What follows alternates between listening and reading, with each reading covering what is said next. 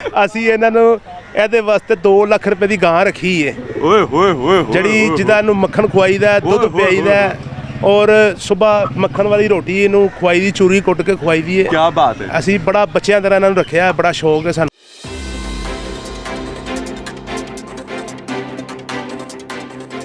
अस्सलाम वालेकुम नाज़रीन, मैं हूं आपका मेज़बान अब्दुर्रहमान। हदफ में आप सब लोगों को खुश आमदीद।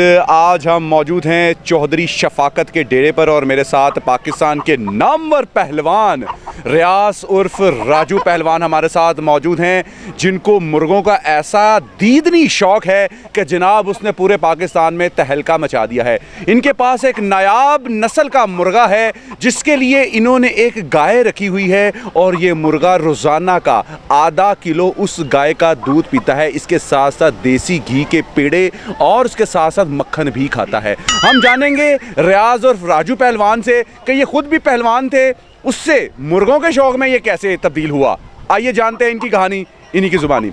राजू साहब ए दसो कि तुसी माशाल्लाह आप पहलवान सो, पहलवानी तो खैराबाद क्या है कि तुसी कुकड़ां दे शौक च पै गए हो।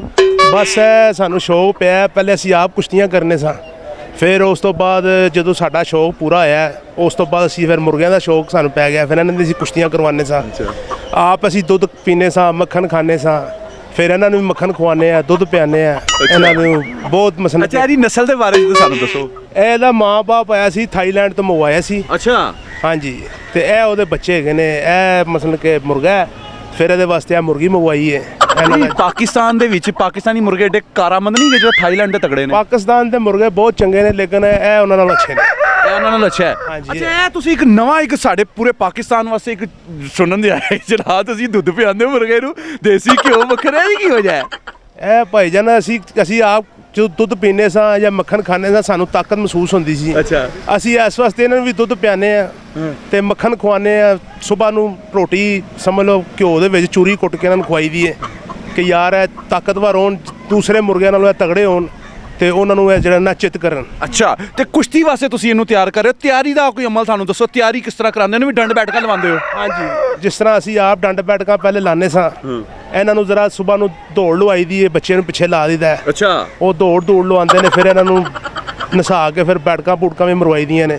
ਕੁੱਕੜ ਨੂੰ ਬੈਠਕਾਂ? ਹਾਂਜੀ, ਫਿਰ ਮੁਰਗਿਆਂ ਦੇ ਨਾਲ ਇਹਨਾਂ ਦਾ ਜ਼ੋਰ ਕਰਵਾਈਦੇ ਨੇ, ਮੁਰਗਿਆਂ ਦੇ ਨਾਲ ਇਹਨਾਂ ਲੜਾਈ ਦਾ ਥੋੜ੍ਹਾ ਜਿਹਾ ਇਹਨਾਂ ਨੂੰ ਮਸਲਨ ਕਿ ਇਹਨਾਂ ਦੀ ਸਟਰਗਲ ਕਰਵਾਈ ਦੀ ਹੈ ਕਿ ਕੱਲ੍ਹ ਨੂੰ ਇਹ ਜਦੋਂ ਬਾਹਰ ਕਿਤੇ ਲੜਨ।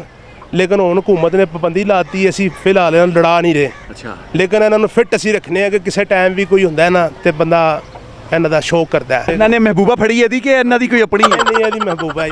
ਤਾਜੀ ਇਹ ਦੱਸੋ ਕਿ ਇਹ ਮਹਿਬੂਬਾ ਦਾ ਕਿੰਨੀ ਦੇਰ ਤੱਕ ਦਾ ਤਾਲੁਕ ਇਹਦੇ ਨਾਲ?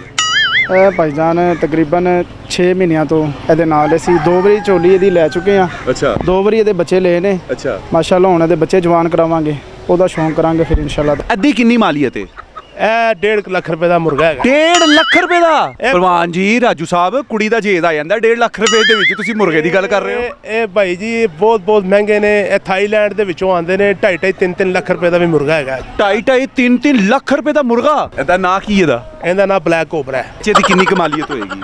5000 ਤੋਂ ਸ਼ੁਰੂ ਹੁੰਦਾ ਹੈ ਤੇ ਉਹ 5000 ਰੁਪਏ ਤੋਂ ਬੱਚਾ ਸ਼ੁਰੂ ਹੁੰਦਾ ਹੈ। ਗਰਮੀਆਂ ਦਾ ਮੌਸਮ ਹੈ, 5000 ਚ ਤਾਂ ਕੂਲਰ ਆਂਦਾ ਹੈ।